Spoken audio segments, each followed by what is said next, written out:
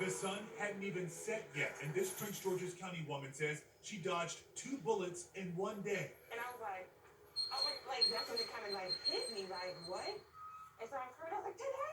Right now? This is what you're gonna do? Xavier Holmes was in a car accident one morning in late 2018 and walked away unscathed. At the time, she lived here in Southeast DC and says she returned home that evening in a rental car, achy, annoyed, and to a gun in her face. Then he was like, B, give me the keys to the car. And I was like,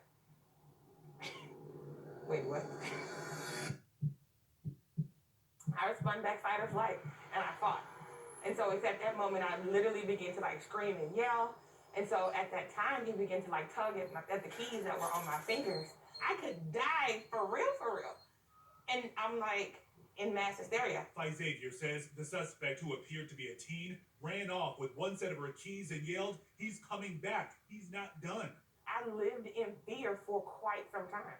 Now, with the latest increase in violent carjackings in the area, Xavier says it's only adding to her anxiety. The most recent police data shows between January and April of this year, there have been 207 carjackings in the Washington area, compared to 60 during the same period last year. The hotspots, D.C. and Prince George's County. There have been 70 so far this year in Prince George's, including this one, caught on camera at a Bladensburg gas station in March. The suspects shot at the driver, but missed. At DC Police Headquarters, they're dealing with a bigger problem when it comes to carjackings, says Acting Police Chief Robert Conti. That's just what they like to do. They just do it. They enjoy committing crime. 107 violent carjackings so far in the district. 44 people have been arrested, 34 of them young children.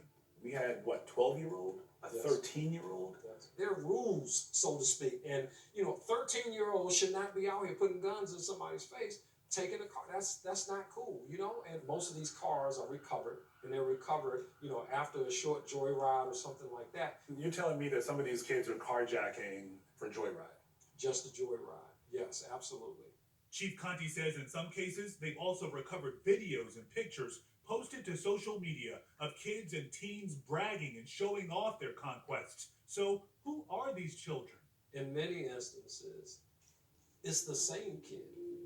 Investigators say many are traveling down the same life road. Some of the young suspects have cases open with Child and Family Services, indicating they've been reported missing from home, are consistently absent from school, or they're victims of abuse. DC has a task force in place to arrest these child carjackers, but Acting Chief Conti says clearly that's not enough. It is not solely a law enforcement issue. There are other entities that are involved, community, parents, etc. We have to make this is not the cool thing to do. This is not the popular thing to do. Whether it's churches talking to kids in community, violence interrupters talking to people in community or kids in community, this is an all hands on deck. All hands on deck, especially after this recent case. 2 DC girls, 13 and 15 years old, are charged as juveniles with felony murder. They're accused of killing an Uber Eats driver in a botched carjacking in Southeast last month.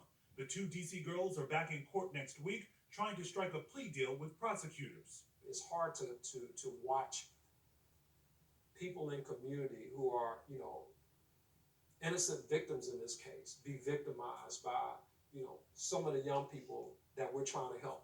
Some of the young people that we're trying to help through police reform issues. I'm still dealing with it, honestly speaking. As for Xavier, she's sharing her story because she wants people to understand the impact, even if it doesn't end in death. Xavier says she's still living with the trauma from the time she was almost carjacked. She eventually moved away to Prince George's County and spent months in therapy. I never thought that in front of my home, like the place that's supposed to be peace, safety, and refuge, I never thought that this would happen.